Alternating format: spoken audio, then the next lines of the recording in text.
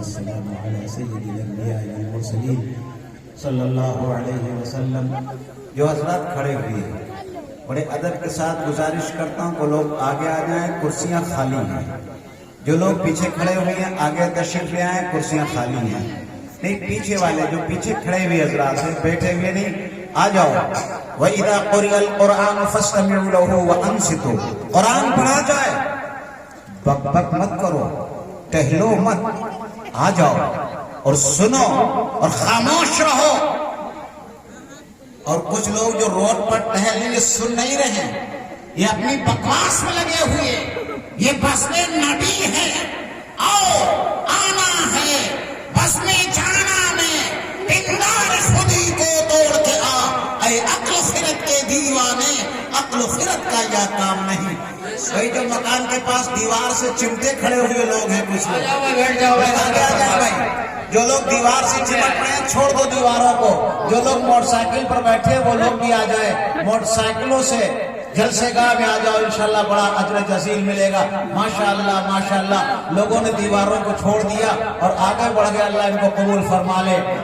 صدر جلسہ جناب انیس احمد صاحب عرف کلو بھائی، اور ہمارے اس جلسے کے اعزازی مہمان ہمارے استاذ، ہمارے مخدوم و مطاع حضرت اقدس مولانا شوکت علی صاحب نوری دامت برکاتہم امام عیدگاہ جہانگیر آباد، اور ناظم جلسہ حضرت اقدس قاری صلاح الدین صاحب دامت برکاتہم، جو شہر سیتاپور میں ایک مدرسہ چلا رہے ہیں، جہاں حفظ کی تعلیم جامع تعلیم ہوتی ہے، اور اسی کے ساتھ وہ شہر سیتاپور کے جمعیت العلماء کے صدر بھی ہیں۔ اور اس کے علاوہ ابھی ہمارے معزز مہمان حضرت مولانا عتیق احمد صاحب دامت برکاتہم، جو نہایت مخلص اور متبحر عالم دین ہیں، ان کی آپ نے ناصحانہ تقریر سماعت فرمائی۔ اس سے ماقبل عزیزم جناب مولانا حشمت اللہ صاحب قاسمی، زید احترام و سامی، میں ایک بات عرض کروں، سیتاپور ضلع میں جنہوں نے دورے کی کتاب پڑھائی، دورہ سمجھتے ہیں آپ لوگ، بخاری، مسلم، ابو داؤد، ترمذی، جو عالمت کا سب سے آخری سال، فضیلت کا سال، اس میں ضلع سیتاپور میں پڑھانے والے چند علماء، حضرت مولانا مفتی شکیل احمد صاحب قاسمی، حضرت مولانا مفتی عبدالرؤوف صاحب قاسمی، حضرت مولانا مفتی احتشام الحسن صاحب سیتاپوری، حضرت مولانا مفتی ہارون صاحب اسی گوئچہ کے پاس ایک گاؤں ہے، آج وہ دیوبند میں ماشاءاللہ مسلم شریف پڑھا رہا ہے۔ اسی طرح سے حضرت مولانا مفتی نعمان صاحب قاسمی، جو اس وقت دارالعلوم دیوبند کے مفتی ہیں، آج بھی سیتاپور ضلع کو ایک مقام حاصل ہے۔ ان دورے کی کتاب پڑھانے والوں میں جو میں نے چند نام گنائے ہیں، ان میں ایک مولانا حشمت اللہ صاحب کا بھی نام، انہوں نے ابو داؤد شریف پڑھائی، دورے کتاب پڑھائی، عالموں کو آخری جماعت کی کتاب پڑھائی۔ یہ کٹلا والوں کو بڑی سعادت کی بات ہے، اتنا بڑا باہر عالم، اتنا بڑا عالم آپ کے گاؤں کٹلا میں موجود، لیکن شاید یہ کم لوگ جانتے ہیں کہ مولانا حشمت صاحب نے ابو داؤد شریف پڑھائی۔ میں بتا رہا ہوں آپ کو، انہوں نے ٹانگا بادلی میں ابو داؤد پڑھائی ہے، دورے کے لڑکوں کو پڑھایا ہے، لیکن آج ہمارا حال کیا؟ ہم جانتے نہیں کون کیسا ہے، کون کتنا مخلص، ہم اس کی قدر نہیں کرتے۔ کٹلا کے لوگوں اس عالم کی قدر کرو۔ اور آپ کے یہاں کئی شعراء، حضرت حاجی محمد زبیر صاحب تشریف فرما، اور شاعر اسلام جنہوں نے یو پی میں ڈنکا بجا رکھا، قاری ذیشان صاحب، اور اسی کے ساتھ ہمارے احمد میزان صاحب جو ابھی راجستھان میں ماشاءاللہ پڑھ کے آئے، اور ان کو راجستھان والوں کے دلوں کو انہوں نے جیت لیا۔ اللہ تعالیٰ قبول فرمائے ہمارے اسٹیج پر سبھی علماء اکرام کو، اور عزیز مولانا عبدالحفیظ صلی اللہ علیہ وسلم نے بھی بہت اچھی تقریر فرمائی، اللہ تعالیٰ سب کو قبول فرمائے۔ دو ایک باتیں مختصر انداز میں مجھے عرض کرنی۔ پہلی بات، سبھی علماء نے تعلیم پر زور دیا، تعلیم میں ایک لڑکوں کی تعلیم، ایک لڑکیوں کی تعلیم۔ آج کہتے ہوئے زبان لڑکھڑا رہی ہے، زبان، دل، دماغ ساتھ نہیں دیتا ہے. آج ہزاروں نہیں، ایک مولانا سجاد نعمانی کے بیان کے مطابق لاکھوں لڑکیاں علم کی کمی کی وجہ سے اپنے لوگوں کے ساتھ نہیں، غیر لوگوں کے ساتھ جا چکی. زبان لڑکھڑا ہے، میں کہہ نہیں پا رہا ہوں، لیکن مسلمانوں کے کندھوں پر جوں نہیں رہتی. اے بچے ہے لگے، اے کیا کر رہا ہم رہا موبائل چکر میں بات نہیں سن رہا جو میں کہہ رہا ہوں. تو میں عرض کر رہا تھا آج مسلمانوں کے کندھوں پر جوں نہیں رون رہی. بچیاں بچے ایک کالج میں پڑھ رہے ہیں اور وہی وہ تعلق قائم ہوتا اور پھر اس گھر کی نہیں تمام مسلمانوں کے نام بلا کے. میرے بھائیوں ضرورت ہے. میں نے جہانگیر آباد کے سربراہ لوگوں سے ملاقاتیں کی اور ان سے کہا کہ ایک ڈگری کالج بناؤ، گرلز اسکول کالج بناؤ، لڑکیوں کا کالج بناؤ، لڑکیوں کے ڈگری کالج بناؤ. اس وقت کی سب سے بڑی ضرورت ہے. ابھی کچھ دنوں پہلے ایک ہفتے کا میرا راجستھان کا سفر ہوا. بحمداللہ میں نے اس پہ زور دیا. 3 گرلز انٹر کالج کی بنیادیں رکھی گئی. کوٹھلا کے مسلمانوں، لڑکیوں کی تعلیم کا تم نے کیا انتظام کیا ہے؟ جب کوئی عورت حاملہ بچے کے آپریشن لے جاتی ہے تو وہ مرد ڈاکٹر، خیر قوم کا ڈاکٹر، آپ کی عورتوں کی شرمگاہ اور ان چیزوں کے حوالے آپ اس کو کرتے ہیں. کہ آپ نے کبھی سوچا کہ مسلم کوئی لیڈی ڈاکٹر ہونا چاہیے جو ہماری عورتوں کا آپریشن کرے؟ کیا کبھی سوچا ہماری ڈینٹل، ہمارے دانتوں کی ڈاکٹر کو لیڈیز ہونا چاہیے جو ہماری عورتوں کا علاج کرے؟ آج ہمارے پاس نہ کوئی ڈاکٹر ہے، نہ ہمارے پاس کوئی صحیح، اور اگر تعلیم دلاتے بھی ہیں تو لڑکیاں اور لڑکے ایک جگہ جہاں پڑھ رہے ہیں وہاں تعلیم دلاتے ہیں. مسلمانوں، اپنے پیسوں کو خرچ کرو، اپنے جیبوں کو خالی کرو اور لڑکیوں کے تعلیم کے انتظام. کسی نہ کسی درجے میں، معاف کیجئے گا، کسی نہ کسی درجے میں لڑکوں کی تعلیم کا انتظام ہے. مدرسے ہیں، دارالعلوم ہیں، لیکن لڑکیوں کی تعلیم سے مسلمان بالکل کان میں تیل ڈال رہے ہیں. بحمداللہ اللہ کے فضل و کرم سے میں کوئی تشہیر نہیں کرتا. تشہیر اس لیے نہیں کہ خود اتنے داخلے نہیں لے پاتا ہوں جتنے داخلے آتے ہیں. لڑکیوں کے مدرسے کی شدید ضرورت تھی. الحمدللہ اس فقیر نے کوئی توجہ کی. آج جہانگیر آباد میں لڑکیوں کا عالمت کا مدرسہ کھل گیا. اللہ کے فضل سے 25 لڑکیوں کا داخلہ منظور ہوا تھا، لیکن 40 لڑکیاں زیر تعلیم ہیں، 2 استاذ.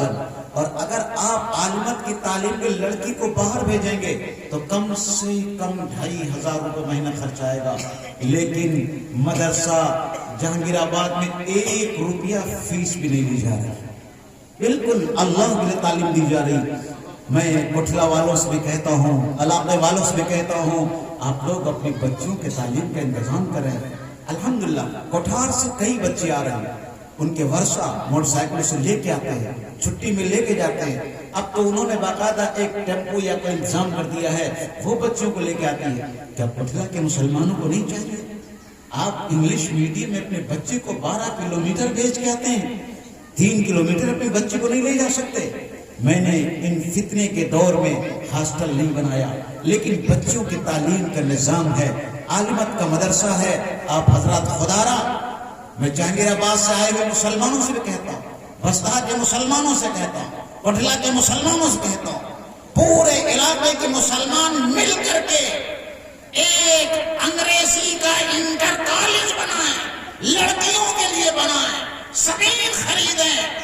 یہ فقیر بھی آپ کے ساتھ کھڑا ہوا. آپ زمین لیں، زمین خریدیں، اور اس کے ساتھ جو آپ کریں گے، آپ کے ساتھ میں بھی کھڑا ہوا ہوں، آپ کے سانے سے چانا لگا کر. میں خدا کی قسم کھا کے کہتا ہوں، اس وقت لڑکیوں کی تعلیم کا انتظام کرنا تمام مسلمانوں پر فرض ہے. کرو انتظام. ورنہ یہ حالات آتے رہیں گے، لڑکیاں نہ معلوم کہاں سے کہاں جاتی رہیں گی، آپ کو پتہ بھی نہیں چلے گا۔ ایک تو یہ میرے دل کی درد تھی، میں نے بیان کر دیا۔ میں نے کہا میں مختلف کچھ باتیں کہوں گا۔ دوسری بات، آج مسلمانوں کے معاشرے میں نوجوانوں میں جو خرابیاں ہیں، ان میں ایک بڑی خرابی ماں باپ کی نافرمانی، ماں باپ کی نافرمانی، ماں باپ کی نافرمانی۔ میرے بھائیوں، اس دنیا میں سب سے بڑی طاقت، سب سے بڑی عبادت اپنے ماں باپ کی خدمت، اپنے ماں باپ کی خدمت، اپنے ماں باپ کی خدمت۔ اس سے بڑی کوئی سعادت نہیں ہے۔ سب سے بڑی سعادت ماں باپ کی خدمت۔ کیوں صاحب؟ حضور پاک علیہ الصلوۃ والسلام فرماتے ہیں اپنے ماں اور باپ کو ایک بار محبت کی نگاہ سے دیکھنا، محبت کی نگاہ سے دیکھنا ایک حج کے برابر ثواب۔ صحابہ نیکیوں کے حریص، نیکیوں کے لالچی۔ ایک صحابی نے کہا یا رسول اللہ، اگر کوئی 2 بار دیکھے، اگر اپنے ماں باپ کو کوئی 2 بار دیکھے، فرمایا 2 نہیں، اگر کوئی 100 بار دیکھے گا تو 100 حجوں کا ثواب ملے گا، 100 حجوں کا ثواب ملے گا۔ اللہ اللہ، قربان جائیے ماں باپ کے رتبے پر۔ اس کائنات میں نعمت کی 2 قسمیں ہیں، ایک نعمت بدل، ایک نعمت بے بدل۔ بیوی مر جائے دوسری مل جائے گی، بھائی مر جائے دوسرا مل جائے گا، دوست مر جائے دوسرا مل جائے گا، استاد کا انتقال ہو جائے دوسرا مل جائے گا، پیر کا انتقال ہو جائے دوسرا مل جائے گا۔ لیکن ماں اور باپ، ماں اور باپ، ماں اور باپ ایسے ہیرا اور موتی ہے، خدا کی قسم جس دن یہ چلے جائیں گے دوبارہ نہیں مل سکتے، نہیں مل سکتے، نہیں مل سکتے۔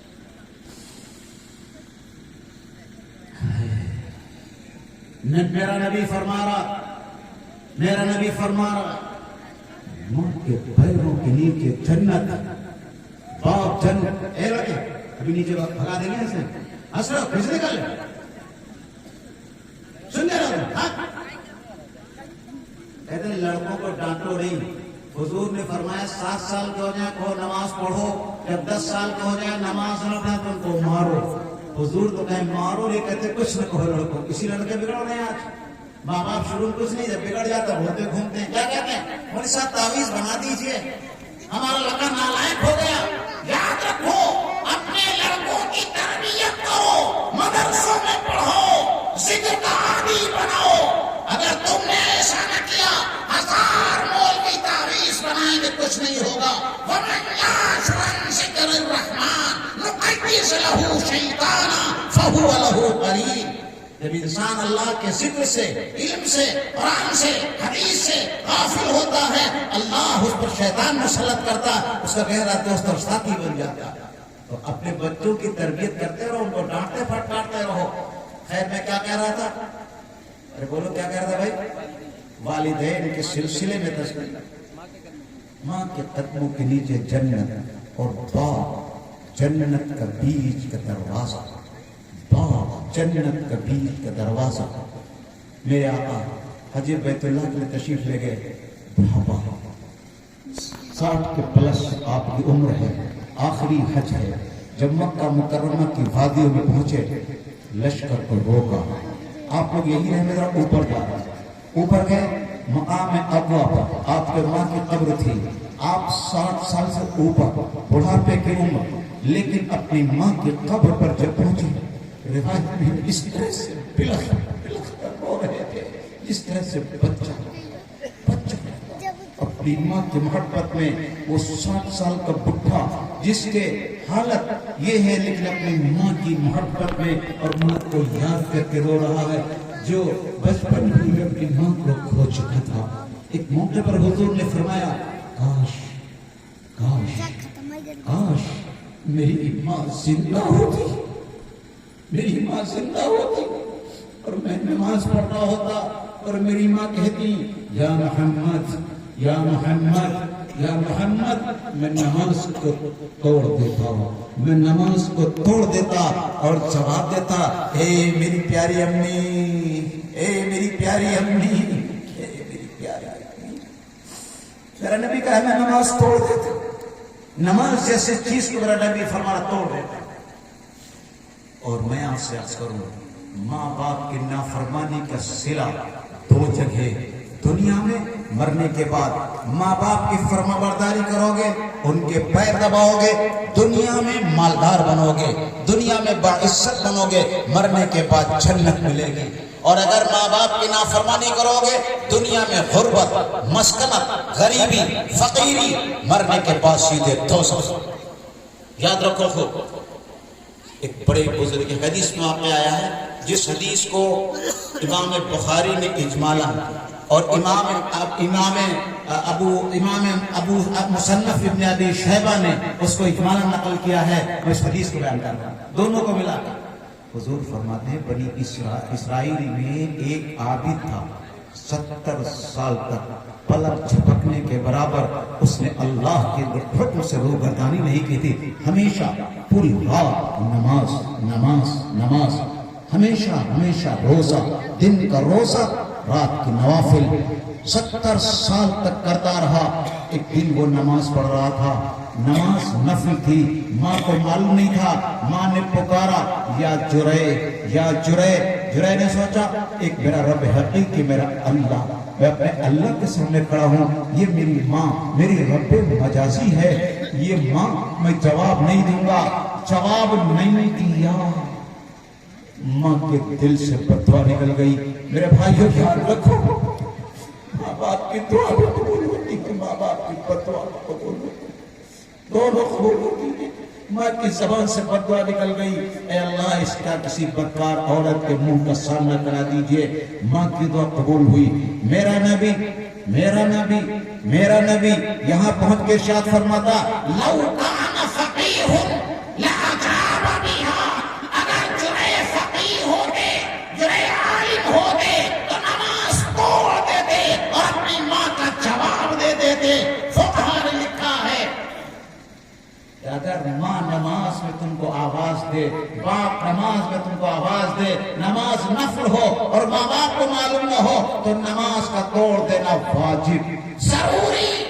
اگر کوئی بیٹا ماں کے پکارنے پر، باپ کے پکارنے پر نماز نہیں توڑے گا، وہ مجرم ہو جائے گا، پاپی ہو جائے گا، گنہگار ہو جائے گا۔ بڑے سے بڑا ادھیکاری، بڑے سے بڑا افسر، حکمراں تم کو نماز مت پکارے، نماز نہ توڑنا۔ اللہ اللہ، ماں کا مقام کو دیکھو، باپ کے عصمت کو دیکھو، نماز بھی توڑ دینا واجب۔ جرے نے نماز نہیں توڑی، کچھ دنوں کے بعد ایک عورت سے زنا ہوا، اس کے بچہ پیدا ہوا۔ کچھ اوباش لوگ، گنڈے لوگ، کچھ لوگ ہوتے ہیں جو اللہ والوں سے ہمیشہ حسد کرتے ہیں، ہمیشہ غیبت کرتے ہیں۔ اہل اللہ کی کچھ اوباش لوگ تھے، وہ حضرت کی غیبت کیا کرتے تھے، مذمت کیا کرتے تھے۔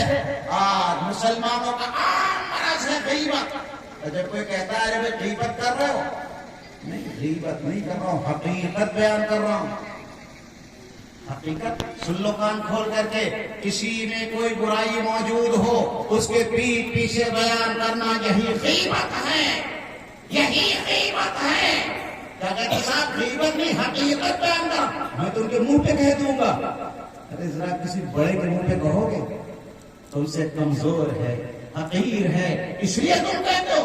اور آج سب سے عام غیبت علماء کی ہے، فلاں عالم ایسا، فلاں عالم ایسا، اور یہ مرض علماء میں بھی ہے۔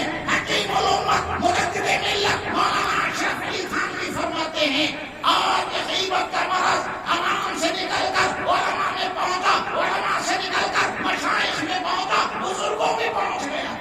حکیم الامت مجدد ملت مولانا اشرف علی تھانوی فرماتے ہیں، جس طرح سے غیبت کرنا حرام ہے، غیبت سننا بھی حرام ہے۔ اگر شیخ طریقت کی مجلس میں، کسی ولی کی مجلس میں، کسی عالم کی مجلس میں، کسی مفتی کی مجلس میں غیبت شروع ہو جائے تو وہاں سے اٹھنا فرض ہے، اس کی مجلس میں بیٹھنا حرام ہے۔ یہ حکیم الامت کا فتویٰ ہے، یہ مجدد ملت کا فتویٰ ہے۔ اس عالم کی مجلس سے، اس شیخ طریقت کی مجلس سے، اس مفتی کی مجلس سے اٹھنا واجب ہے۔ حکیم الامت مثال دے، ایک سخت گرمی میں ہلکی ہلکی فوار پڑنے لگی، ہر آدمی کو مزہ آئے گا، ٹھنڈک لگے نہیں لگے گی، لیکن اگر اسی وقت میں 1-1 کلو کے پتھر گرنے لگے، بھاگ جاؤ گے بیٹھے رہو گے؟ ارے بولو چلے جاؤ بیٹھے رہو گے؟ اب اگر بیٹھے رہے تو سر ٹوٹ جائے گا، جان چلی جائے گی۔ اسی طریقے سے شیخ طریقت کی مجلس سکون کے نزول کا ذریعہ تھی، عالم کی مجلس، مفتی کی مجلس سکون کے نزول کا ذریعہ تھی، لیکن جب غیبت شروع ہو گئی، اب ایمان کو تباہ کرنے والے 1-1 کلو کے پتھر گرنے لگے۔ اب اگر بیٹھے رہو گے ایمان تباہ ہو جائے۔ غیبت کرنا رنگا دیتا ہے، وَلَا يَغْتَبْ بَعْضُكُمْ بَعْضًا أَيُحِبُّ أَحَدُكُمْ أَنْ يَأْكُلَ لَحْمَ أَخِيهِ مَيْتًا فَكَرِهْتُمْ۔ خبردار کوئی مسلمان کسی مسلمان کی غیبت نہ کرے، برائی نہ کرے۔ غیبت کرنا اپنے مرے ہوئے بھائی کا گوشت کھانا۔ تو صاحب کسی کا سگا بھائی مر جائے اور اس سے کہا جائے اس کا نوچ نوچ کر گوشت کھاؤ، تو کھائے گا گوشت؟ ارے بولو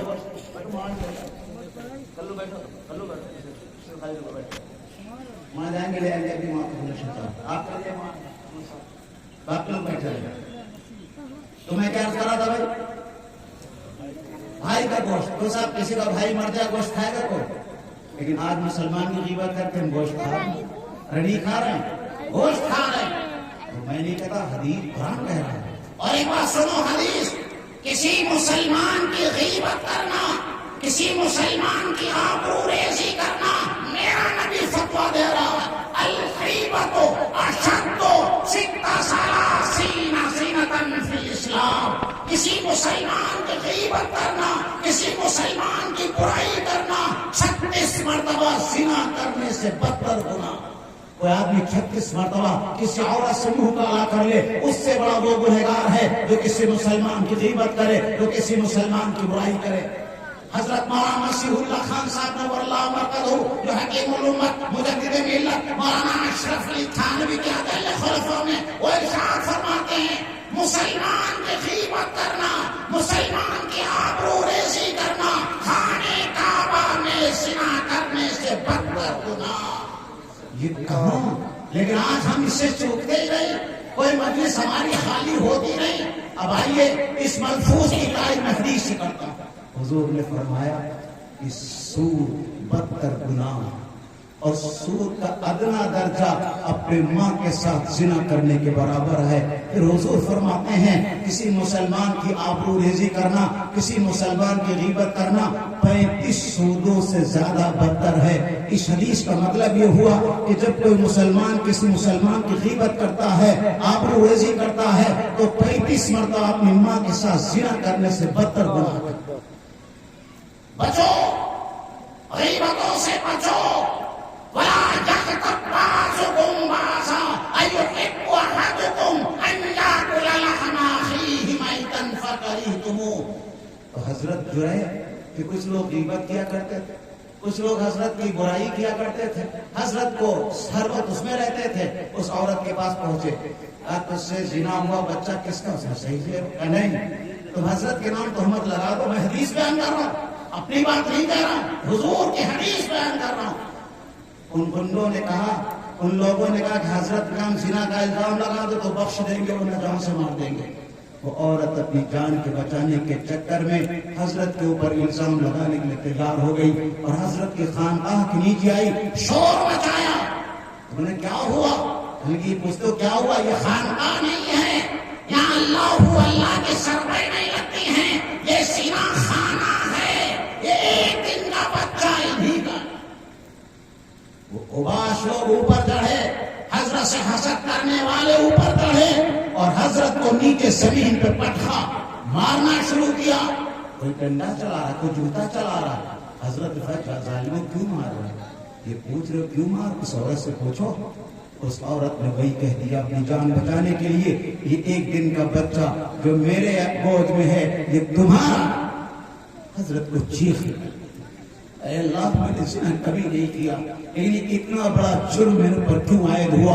اس وقت اللہ کی طرف سے قلب وارد ہوا، میاں یہ زنا کی سزا نہیں ہے، یہ زنا کی سزا نہیں ہے، یہ زنا کی سزا نہیں ہے، یہ تم نے اپنی ماں کو نماز میں جواب نہیں دیا، یہ اس کی سزا۔ نوجوانوں ذرا غور کرو، اے نوجوانوں ذرا غور کرو، اے نوجوانوں ذرا غور کرو کہ اگر اتنا بڑا ولی اور بزرگ نماز میں ماں کو جواب نہ دے تو جوتے اور چپل چلے، زنا کا الزام عائد ہو جائے، اور 14 صدی کا مسلمان، 14 صدی کا جیالا، 14 صدی کا نوجوان اپنے ماں باپ کو گالیاں دے رہا ہے، اپنے ماں باپ کو برا بھلا۔ کیا ہو گیا مسلمان کو؟ کیا ہو گیا مسلمان کو؟ اپنے ماں باپ کی توہین کر رہا۔ حضرت اتنے بڑے عالم، اتنے بڑے بزرگ، اور ان کا یہ حال ہوا تو میں عرض کر رہا تھا کہ اپنے ماں باپ کی خدمت کرو، اپنے ماں باپ کی عزت کرو، اپنے ماں باپ کا وقار بناؤ۔ چنانچہ حضرت یہ بات ان کی ماں تک پہنچائی گئی، ان کی ماں تک یہ بات پہنچائی گئی۔ ماں نے جب سنا میرا بیٹا جوتے چپل لاکھ، جوتے چپل لاکھ کھا رہا ہے، تو حضرت نے، ماں نے فوراً معاف کیا، اے اللہ میرے بیٹے کو معاف کر دیجئے۔ میں معاف کیا، میں نے معاف کیا۔ ادھر ماں آئی، حضرت تشریف لائی، ادھر ماں نے معاف کیا، اور ادھر حضرت، اور ادھر جیسے ماں نے معاف کیا، اللہ ان کے قلب پہ ڈالا، اس ایک دن کے بچے سے گواہی لے لو۔ چنانچہ حضرت نے فرمایا، اے بچے، ایک دن کے معصوم بچے گواہی دے دے، تو بتا دے کس کا بچہ ہے۔ چنانچہ ایک دن کا معصوم بچہ پکار اٹھا۔ میرے نبی فرماتے ہیں 3 بنی اسرائیل کے بچوں نے گواہیاں دی ہیں گود کے اندر، ایک حضرت یوسف علیہ السلام پر، اور ایک حضرت یوسف، اور ایک حضرت مریم پر، اور ایک حضرت یہ بزرگ جو تھے ان کے اوپر۔ وہ بچہ پکار اٹھا، اے لوگوں کیوں مار رہے ہو؟ یہ زانی نہیں ہے، یہ ولی اللہ ہیں، یہ زانی نہیں ہے، یہ بزرگ ہیں، میں ان کا بچہ نہیں ہوں، میں فلاں چوہے کا بچہ ہوں۔ بات ختم ہوئی۔ وہ باش لوگ بھی حضرت کے حلقے عقیدت میں داخل ہو گئے، لیکن میں عرض کر رہا تھا کہ جوہے جیسا ولی اگر نماز میں ماں کو جواب نہ دے تو اتنے بڑے ولی پر زنا کا الزام آ جائے۔ اے کرو انشاءاللہ ماں باپ کو گالیاں نہیں دیں گے، ماں باپ کی عزت کریں گے، ماں باپ کی خدمت کریں گے، ماں باپ کے پیر دبائیں۔ آج ہر آدمی چاہتا دنیا میں عزت ملے، دنیا میں عزت ملے۔ یاد رکھو عزت اللہ نے ماں باپ کے پیروں میں رکھی ہے۔ ماں باپ کے پیر دباؤ، ماں باپ کی خدمت کرو، عزت مل کر رہے گی۔ ایک حضرت سلطان صلاح الدین ایوبی جو بیت المقدس کے فاتح ہیں، آج بیت المقدس ہو رہا ہے۔ اللہ کوئی سلطان صلاح الدین ایوبی پیدا کر۔ میں عرض کر رہا تھا سلطان صلاح الدین ایوبی کا زمانہ۔ ایک دن دیکھا ایک نوجوان نہایت خوبصورت، اعلیٰ دباغ، ذہین، لیکن جوتے چپل کاٹ رہا، اور 2 درہم ملے اور وہ فوراً چلا گیا، 2 روٹیاں لی اور چلا گیا۔ ایک دن دیکھا، 2 دن دیکھا، سلطان صلاح الدین ایوبی نور اللہ مرقدہ نے سوچا کیا معاملہ، اس کی تحقیق کرنا چاہیے۔ ایک دن اس نان بائی کی دکان پر پہنچے اور کہا یہ کیا معاملہ، یہ روزانہ 2 درہم کما کے اور 2 روٹی لے کے چلا جاتا ہے، اگر یہ چاہے تو اس کی دکان پر بھیڑ لگتی، اس سینکڑوں درہم کما سکتا، میں بھی نہیں جانتا، بس اتنا جانتا اور روٹی لیتا ہے۔ سلطان صلاح الدین ایوبی ایک دن وہ روٹی لے کے چلا، حضرت نے بھی روٹی لی اور اس کے پیچھے پیچھے چلے گئے۔ جا کے دیکھا ایک ٹٹیا لگی ہوئی ہے، اس فرقے کو کھولا اور کھولنے کے بعد دیکھا وہاں 2 بڈھے، ایک بڈھا اور ایک بڈھی آرام کر رہے ہیں۔ ان دونوں کو اٹھایا، منہ دھلایا، پیر دبائے، سر دبایا، پھر وہ روٹی نکال کے رکھی، اپنے ہاتھ سے ان کو روٹی کھلائی اور پھر ان کو آرام سے لٹا دیا، پیر دباتا رہا، وہ دونوں سو گئے۔ سلطان صلاح الدین ایوبی نے پوچھا یہ معاملہ کیا ہے، یہ منظر کیا ہے؟ انہوں نے کہا آپ تاجر ہیں؟ ہاں میں تاجر ہوں. تاجر کا لباس پہن لیا تھا, شاہی لباس میں نہیں گئے تھے. اب یہ واقعہ میں تو بتاؤں گا آپ کو بعد میں, لیکن آپ پہلے کھانا کھا لیجیے. بادشاہ نے اپنی روٹی کھول دی اور دونوں نے مل کے کھانا کھایا. اب اس کے بعد جب فارغ ہو گئے تو کہا اب بتاؤ. تو اس نے کہا میں ان کا بیٹا ہوں, یہ دونوں میرے ماں اور باپ ہیں. میں نے بہت کوئی محدث کوئی فقیہ نہیں بچا جس کی درسگاہ میں نے علم حاصل کیا ہو. بڑے بڑے علماء بڑے بڑے فقہاء نے دروازے کھٹکھٹائے, سالوں پڑھا رہا, فقہ میں مہارت حاصل کی, علم حدیث میں ایک دولہ پیدا کیا اور ایک خواہش تھی کہ میں سلطان صلاح الدین کا سیکریٹری بن جاؤں یا وزیر بن جاؤں. وہ اللہ والا بادشاہ ہے, اس کا قرب مل جائے. میں 7 سال تک دعائیں کرتا رہا تہجد پڑھ کے, لیکن مجھے نصیب نہ ہوا. ایک دن جمعے میں ایک مولانا صاحب بیان کر رہے تھے, وہ کہہ رہے تھے کہ اے اللہ, کہ اگر کوئی آدمی اپنے ماں باپ کی خدمت کرے گا, دنیا کا تخت و تاج اس کے قدموں میں آئے گا, دنیا کی عزت دنیا کی دولت اس کے قدموں کے ٹھوکر میں آئے گی. یہ مولانا کی بات میرے دل میں بیٹھ گئی. اسی دل سے میں نے طے کر لیا اب مجھے صرف اپنے ماں اور باپ کی خدمت کرنی ہے. چنانچہ 2 درہم کما لیتا ہوں اور 4 روٹیاں لاتا ہوں, 2 دوپہر کے لیے 2 شام کے لیے, اور ان 2 روٹیوں میں ماں اور باپ اور بیٹا تینوں لوگ پیٹ آسودہ ہو کے کھاتا ہوں. اور مجھے بڑا سکون ہے. خدا کی قسم اگر میں بادشاہ کا سیکریٹری بن جاتا یا میں بادشاہ کا وزیر بن جاتا, مجھے اتنا سکون نہ ملتا. اتنا سکون مجھے ماں باپ کے 24 گھنٹے پیر دبانے میں, خدمت کرنے میں. سلطان صلاح الدین نے کہا تم نے بادشاہ کو دیکھا؟ کہا نہیں. کہا نہیں دیکھا؟ پہلے پہچانتے ہو؟ کہ نہیں. تو اس بادشاہ نے اپنا نکالا اور اپنا لباس بدلا. کہا میں سلطان صلاح الدین ایوبی ہوں, اب تم کو وزارت اور تم کو اپنا خاص معزز بناؤں گا. اس نے حضور معاف کیجیے, حضور معاف کیجیے, اب تمہیں جو ماں باپ کی خدمت کا لذت مل گئی ہے, ماں باپ کے پیر دبانے کی لذت مل گئی ہے, وہ آپ کے قرب اور آپ کی صحبت پر بھی مجھے شاید نہ ملے. اب خدا کے واسطے مجھے معاف کر دیجیے, معاف کر دیجیے. بادشاہ نے کہا سلطان صلاح الدین ایوبی نے کہا نہیں, تم کو ہمارے ساتھ چلنا ہے اور ماں باپ کو لے چلیے, اپنے ماں باپ کی خدمت کیجیے. جو وقت آپ جوتا چپل کاٹنے کے لگاتے ہیں صرف اتنا وقت ہمیں دے دیجیے, باقی اپنا وقت ماں باپ کی خدمت میں خرچ کیجیے. چنانچہ وہ گئے اور جب تک ماں باپ زندہ رہے صرف بادشاہ کو اتنا وقت دیا جتنے وقت میں 2 درہم کے جوتے اور چپل کاٹتے تھے, باقی سارا وقت بادشاہ کی خدمت میں لگائے. یہ کون نوجوان ہے جس کے ذریعے سے اللہ نے بیت المقدس فتح کرایا تھا؟ یہ وہ نوجوان ہے جس کے مقدر میں بیت المقدس مقدس کی فتح لکھی. یہ کب ملا؟ ماں باپ کی خدمت سے ملا, ماں باپ کی عظمت سے ملا, ماں باپ کے احترام سے ملا. میں انہیں چند گزارشات پر میرے اصل مہمان ہمارے اور آپ کے سب کے مطلوبوں ہوتا اور مورخ اسلام, میں تو بات کہا کرتا ہوں کہ ایک ہوتی ہے, ایک کتاب ہے جس میں بہت سے خزانے, معلومات کے خزانے جمع کیے. امام غفران صاحب کیرانی میں انتقال ہو گیا, مجھ سے بہت بار ملاقات ہوئی.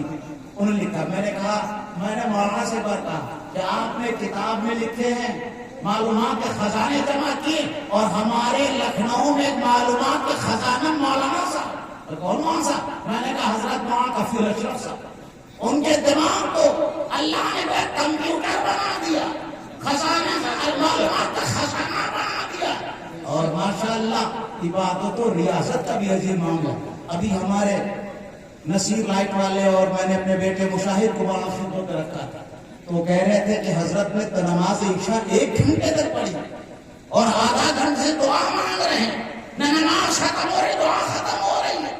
اس لیے میں عرض کر رہا تھا مولانا تشریف لائے, میں آپ کا علاقے کا ہوں, آپ جب کہیں میں حاضر ہو جاؤں گا. آج تو میں سادہ چاہتا ہوں وقت حضرت مولانا کو ملے. انہی چند گزارشات پر میں اپنی بات کو ختم کرتا ہوں. وآخر دعوانا الحمدللہ رب العالمین. ماشاءاللہ ابھی بہت ہی اچھے انداز میں